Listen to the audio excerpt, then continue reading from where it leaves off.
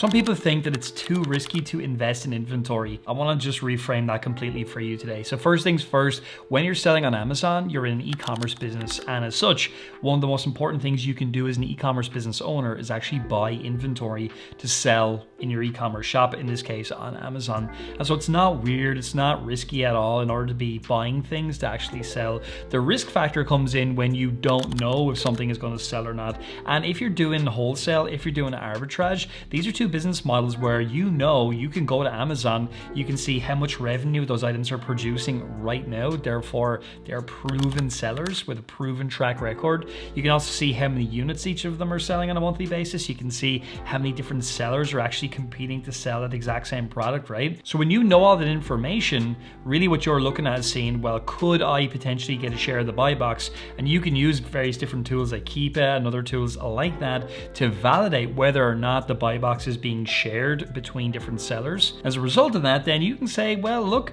chances are I'm going to make sales. And the worst case scenario in this example would be what? Well, it would be you just don't get access to the buy box at the price you'd like to sell at. And as a result of that, you got to bring your price down to a level whereby you just get the buy box, or worst case scenario, you take those products and you just sell them on eBay at a fraction of what you bought them for. But really, from a risk factor, it's very small because again, think about it, right? Let's say you're in an arbitrage seller, for example, and you're ordering 3, maybe 5 units of a product. And let's say each product is costing you $6 whenever you buy it. So if you had 5 products and $6 per purchase, you're talking about $30 there of invested inventory cost. So worst case scenario, for whatever reason, you just cannot get access to the buy box. No matter what you do, there's $30 gone. Okay, you might have a little more cost in order to get it into Amazon, maybe have some prep costs and things like that. Again, you're talking maybe $1 a unit for prep costs or whatever the case may be, right? So not big money. And so really here, the risk factor is low. In wholesale, a little bit higher, but again, always remember when you're starting out, you're never going to order more than a month's potential inventory when starting. Why? Because there's no need. And even when you start to scale up, you quite frankly may never need to order more than a month's inventory as long as the person you're buying it from has it in stock repeatedly. Now, obviously, if you look at private label, if you're selling your own branded items on Amazon, yes, the risk factor is a lot higher there, but we mitigate the risk even there by doing research, heavy research. But most people that are watching this video today, you're probably doing wholesale or arbitrage. And as a result of that, you don't really have to worry about this. So hopefully this has given you a little bit of cause for relief. Let's move on to the second one. Amazon is too saturated. I can't make any money here. Look, I don't know who told you that, but here's the deal. Amazon is not saturated. Every single year, revenue is climbing. If you look at Statista.com or anywhere like that where you get reliable data, you will see the revenue climbing every year. You'll also see when Amazon run their Prime Day sales, they're always the biggest they've ever been. And while the next thing is difficult to calculate exactly, it's estimated well over 60% of the sales on Amazon are from third-party sellers. And you might say, well, Stephen, that just does not prove that it's not saturated. So let me just come at it from a slightly different angle. Every day, Amazon ships out 1.6 million to 2 million different packages. There's 350 million different items sold on the Amazon platform, right? Now, there's a lot of third-party sellers, people like you and me, but most third-party sellers are really small or inactive. They don't even have active accounts anymore, right? And so the reality is that there's so many products available for sale. Amazon gets 2 billion visitors on a monthly basis. So when you put those factors together, you just see revenue climbing every year, you see more products coming onto the platform, you see growth happening all the time. If it was saturated, there would be no more growth. There'd be no more room for anybody to make any money. And the reality is, as long as there are products in the world and people want to buy those products, it's very difficult to fully saturate Amazon simply because there are hundreds of millions of different items that need to be sold. And it's really, really difficult to keep all of those in stock. Like, not one person can do that. And to prove that, even Amazon themselves sell an estimated 12 million products versus there's 350 million on the actual platform. So when you think about that, you can just see there's so much going on here. There's so much demand. There's so many people buying things. And at the time of speaking to you right now, about 40% of online retail sales are made on Amazon. So it's just a huge platform. I need a lot of money to get started. So yeah, look, if you had come to me a few years ago when we were just talking about private label selling, you would need $3,000, maybe $5,000 to get something up and running. Nowadays though, things are very, very different. Two of the key things we teach in Marketplace Superheroes, we teach the arbitrage model with Josh, we teach wholesale with Mike, and also we have Dave teaching private label. The reality is that both arbitrage and wholesale really don't need a big budget at all for you to get up and running. Like, the reality is you could start an Amazon arbitrage account with $100 of inventory. Now, here's the problem. If you put in $100, let's say your ROI, your return on investment, is 30%. Well, you're only gonna turn that $100 into $130 after all of your expenses come out. So it's not very exciting, right? So while you could start for $100, it's probably not gonna be worth your while to do that. That being said though, we want to put ourselves in the position where we can start small and we get some confidence by making some sales, getting ourselves into stock, and then over time, we start to increase the risks that we take on because we're more experienced, we're more knowledgeable, and as a result of that, we're able to take those things on. But in both the case of arbitrage and wholesale, the barrier to entry from a money perspective is not particularly high. Now for wholesale, you're probably talking about $500 to $1,000 of inventory required, of investment, and the reason for that is most wholesale suppliers, wholesale distributors, whatever you want to call them, most of their minimum order values are in around that $500 to $1,000. Sometimes they'll say we have a minimum order quantity, so you have to buy a certain number of units that will differ depending on the actual wholesale supplier, but oftentimes the order value is going to come out to $500 to $1,000. And I just want to put something into perspective. If you think either of those is like a lot of money to start a business, look no further than going and starting a coffee shop in your local town or your local city, right? It will take 6 figures of investment oftentimes to start a physical store for a coffee shop. And if you don't believe me, just go to your local town and calculate it out. You will see that that's often the case. People take bank loans and all kinds of things in order to get those things up and running. And so when it comes to starting an online business, oftentimes people change their entire outlook. They think, well, because I'm selling on Amazon, the rules of business completely change for me. And I'm here to tell you something today. They do not change whatsoever. But what I would recommend you do is start with wholesale or arbitrage, get yourself some confidence, and then even with two of those business models, you're going to want to invest a lot more money, because at the end of the day, if you take 10 grand invested over a period of time, and let's say your ROI is 40%, just as an illustration, well, you're going to take that 10 grand and you're going to turn it into 14,000 after all expenses are paid. That's not going to change your life. And the reality also is that you're not going to just take that 4 grand and put it into your pocket. What's going to happen is you're going to take that 14 grand, you're going to reinvest that, buy more inventory, and it's not going to come in all at the one time, it's going to come in at all different times. But you're going to keep on reinvesting in there again and again and again, and you'll do that for about a year, 18 months, and as you invest more money, as you start to compound the money you make, you're going to compound the amount of stock you can buy. As a result of that, you're going to compound your profits as well. People come and say, I don't have experience. Look, here's the deal. None of us had experience whenever we started out selling online. I, just like you, was completely green. I had no idea how to do any of this stuff. And here's the good news. You don't need experience, but what you do need is you need a reliable plan, something that has been proven time and time again that you can simply follow and implement. I see this all the time here at Marketplace Superheroes. People try to outsmart the process. They try to go around the system, look at a whole bunch of different videos from a whole bunch of different people, and try to cobble together their system. I'm just gonna say today, if you're watching this video, especially if you're a client of ours, do not do this. Simply follow the process step by step. Don't ask questions, just do it. Get experience, and as time goes on, then you may find, hey, I've figured out a better way to do it. But when you're starting out, no offense, you just won't know because you're a beginner. It's completely normal. And so it doesn't take experience, it just takes a willingness to do exactly what someone is showing you how to do. And if you don't do that, you got to learn through trial and error, which is really costly, really painful, and I just would not recommend it. I'm only going to sell big name brands if I'm doing arbitrage or wholesale. And yes, it's great that you can sell things like Lego, you can sell things like Disney, L'Oreal, right? That's all fantastic, and you probably should be doing that, right? but there's many different brands out there that personally I had never heard of before, especially in the wholesale account that we have, that we've been making a lot of money with as well. There's this product that we have called Abs of Steel and Buns of Steel. We sold those for quite some time. I had never heard of these before until they actually sold in the account. And after looking at the results of sales of two of those different things, there's 6 figures in cumulative revenue with those 2 items alone. And they were items that I personally had never heard of before. I would never have thought to even sell. And the reason that we found them was we were actually working with a wholesale distributor. We got their product catalog and we simply looked on Amazon and said, hey, are these making any money? And these smaller known brands that I had never heard of before previously, would you believe it? They're making quite a lot of money, because the reality is there's so many niches out there and sub niches of sub niches that you and I maybe never hear about on a day-to-day basis because we're just not involved in that world. So while you can sell these big brands, and I highly recommend you do, there are many opportunities with many different brands that are not as well known, and they can be really, really profitable as well. Also, it kind of leads me on to talk about sometimes people see, well, this item is not making that many sales, I'll not bother sell it. Look, this game is won and lost by products and sources.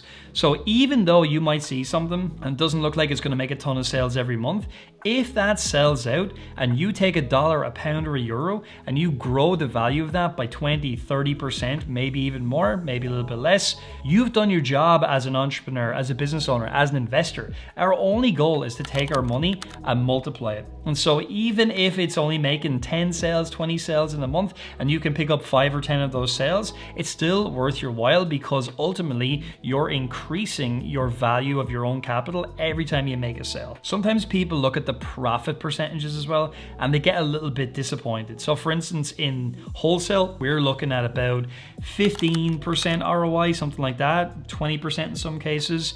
Over in arbitrage, we would be looking at 30% minimum. On private label, we'd be looking at 100%. We'd be doubling our money every time we make a sale. And sometimes people look at these smaller percentages, quote unquote, and they think, this isn't worth my time. This is not a good business. Look, here's the reality. If you go to big retailers out there, sometimes they're making single-digit percentages in terms of profits. The difference is that they're doing it at a massive scale. Now, I am not telling you should go and look increasing your money by 8% and be happy with it, because let's face it, that just wouldn't be a great ROI. What I am saying though is if you're increasing your initial capital after all expenses are paid by 15%, 30%, maybe even more than that, that's a really good thing. So you got to start thinking in percentages rather than just like cash profit or whatever, right? And sometimes, by the way, weirdly, as business can be, it can be good to look at cash profit. Let's just say, for example, you were selling something that was like $100. And when you sold that thing for $100, you were making $15 or whatever, right, after all expenses were paid. Well, sometimes people might say, oh, the percentage is a little bit low. If I was looking at that on, say, a $10 product, it would be very disappointing, right? Whereas on a $100 product, that same profit percentage actually looks a lot better, because the cash that we're actually getting out is a lot better. And the reason it's better is because we put more money down in the first place to buy that particular item, and it sells for more as well. So I suppose what I'm saying to you is you kind of can't really be black and white when it comes to business, when it comes to profits. You've got to look more so at what am I happy with, what am I comfortable with. But at the same time, you got to be really careful, because sometimes people think if I've got an e-commerce business and it's doing $1 million in sales, let's just say, because everybody wants to do $1 million, right? They might think, well, I'm going to be making $600,000-$700,000 of that and putting it into my pocket. And the reality is that in almost any business model of e-commerce, you're just not going to be making that kind of money, because you got to pay for things like commissions to Amazon, shipping stuff out, there's prep costs, things like that, there's buying the particular products as well. And also the fact is, when you're selling already existing items, you're just not going to make as much money, because it has to pass through a lot of different channels before it actually arrives at the end customer. That's not a bad thing, just to be clear. That's just how it is. And so how do we overcome that? We overcome it by getting to a percentage ROI we're comfortable with, and then we invest heavily so we get more volume coming into this business. And we realize over time, if we're doing $1 million, $2 million a year eventually, right? And it's 15% of that is our profit or whatever after all expenses, that's not a bad position to be in. Would we like more? Of course, but oftentimes if you want more, let's say you were doing $1 million in the private label business, for example, maybe you're bringing in 350,000 in profit before tax, but then there's the risk factor of getting that in place. There's the time, there's the manufacturing, there's the potential something might go wrong, right? And so we mitigate all these different things with these other business models, but just at different times, we give up one thing here, we get it over here, but then it comes down to what you're comfortable with. I have to do everything myself. When you're starting out, you are going to be putting in a lot of time and effort into this, right? There's just no escaping that. You got to learn how things work. You got to put the time into actually finding products. You got to get them over to Amazon. You got to do all the things you got to do in order to launch your business. But as time goes on, one of the keys for you is to buy other people's time. I did a video on this recently where I was talking about a lot of things I've learned along the last number of years on Amazon. And one of the big things was buying time is a big epiphany, right? But that's not really what I'm talking about right now. What I'm talking about more so is being comfortable with doing things yourself initially, then outsourcing. And actually, I just want to caution you.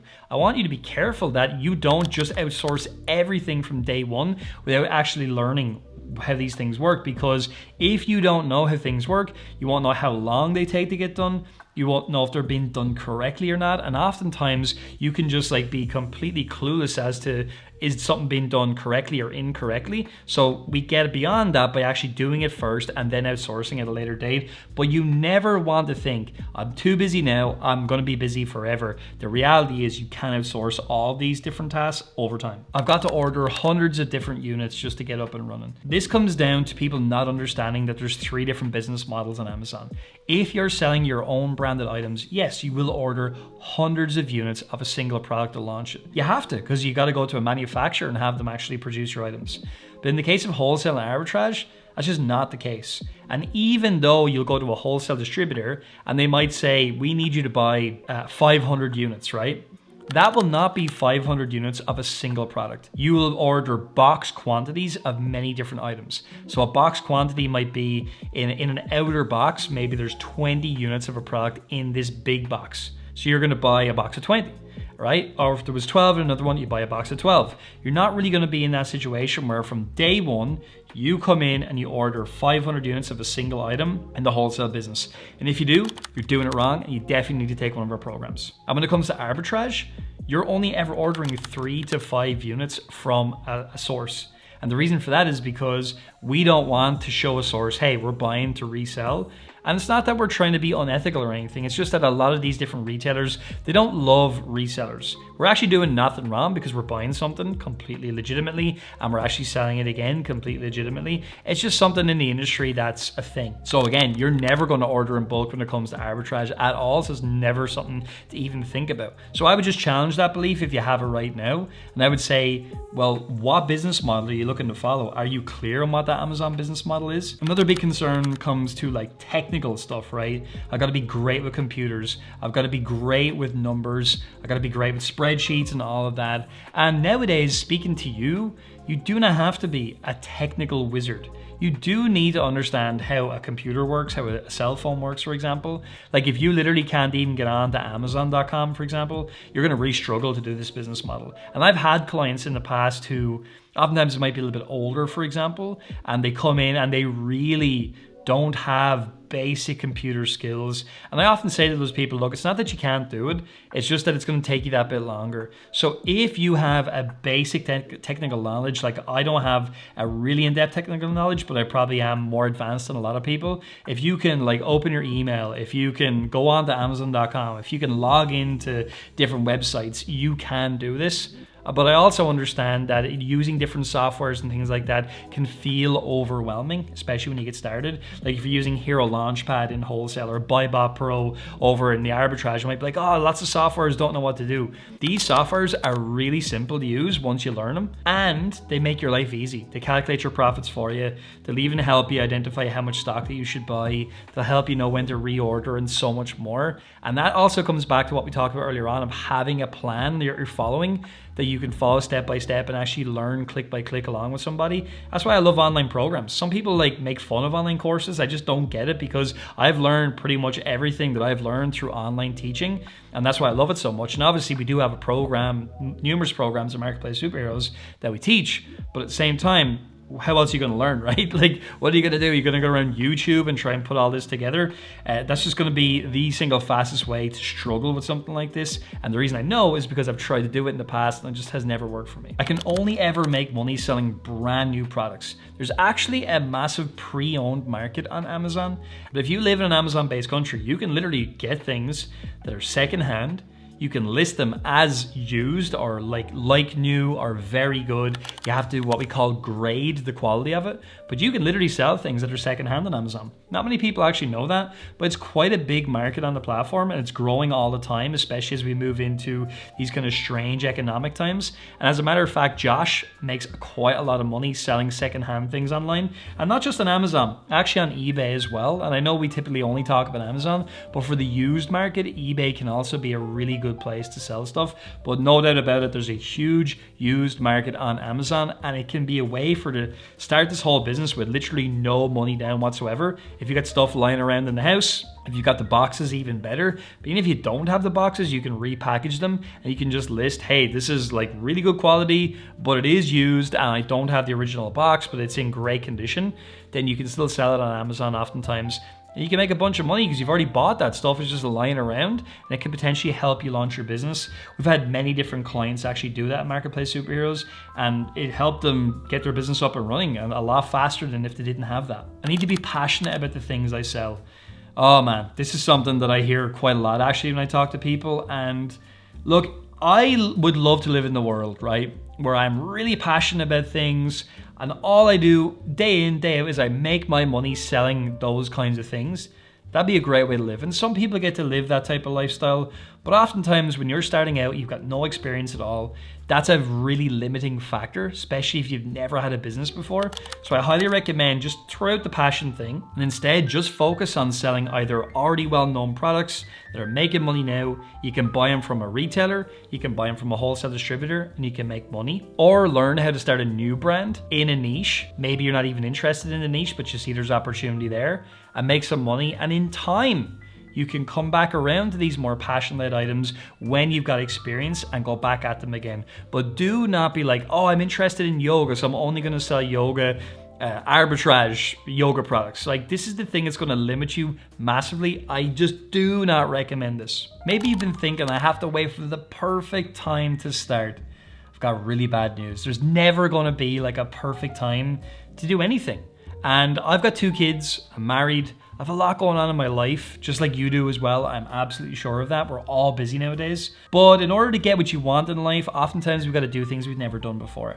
And one of those things could be getting up early, staying up later, whatever the case may be. And that just comes down to, I don't have time. Then it comes down to, well, now is not the right time. And now is never going to be the right time. I mean, I often think about having our own 2 kids and thinking to myself, like, when we're ready, we'll have our first kid. But if you've got children, which maybe you do, maybe you don't, like, when are you ever ready to have kids? Like, I don't think there's ever a perfect time. And whenever you have a child, you think to yourself, oh, we're ready. And then you have the kid and you realize we're not ready at all because we've never done anything like this before. And so it's kind of the same thing when you start an online business. There really isn't a perfect time other than right now. And by the way, if you've ever been considering doing this type of thing, down below in the description, we do have links there you can click for free training. I highly recommend you take those and go a step further here. This could be the thing that could get you to where you want to be from a time freedom standpoint, location freedom, whatever the case may be. So check out our trainings and hope you like them. Big concern comes down to taxes oftentimes. Oh, I hear this a lot. Look, when it comes to taxes, let me keep it simple. Number 1, sales taxes, we all got to pay them. Amazon will often collect these for you in almost every different country, so you don't have to worry about that. That's number 1.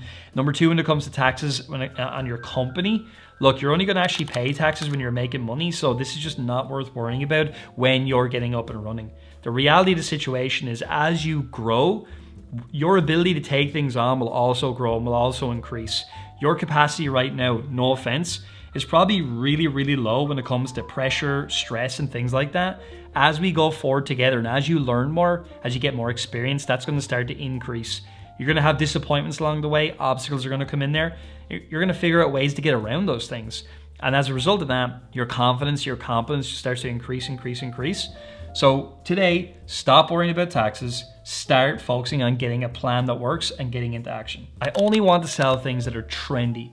Look, trendy products are good, but they come and go, and they're kind of like lanes of traffic, right? You ever be driving along and you're on the road and you're in 3 or 4 different lanes of traffic and no one's really moving. And then you see somebody jump into another lane because one lane starts to move a little bit better.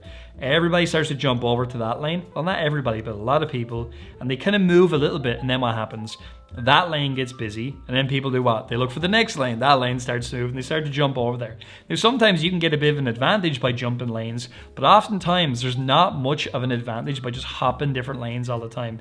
It's kind of the same thing when it comes to trendy items. Remember the fidget spinners back in the day? They were big for a little while, they were gone quickly. A lot of people jumped on that trend. Some people have made a lot of money, but they didn't make it for very long.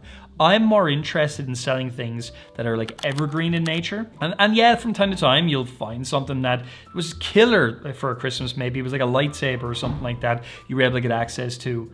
But ideally, you want to have a mixture of products. If everything you sell is really trendy, it's flying out the door and everyone's hopping on it, there's so much competition, there's gonna be a lot of stress for you as well. You're gonna constantly be monitoring your pricing. Whereas if you can sell things that are reliable, they're making money all the time, they're evergreen, they're predictable, you know what they're doing, that's a much better position to be in.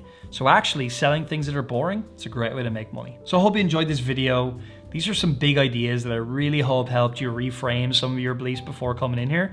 And YouTube seems to think you might like this video, so I highly recommend you watch this right now and watch every single second of it. And also, if you haven't already given this video a like, do that now, then click onto this video. And I'll see you in the next one.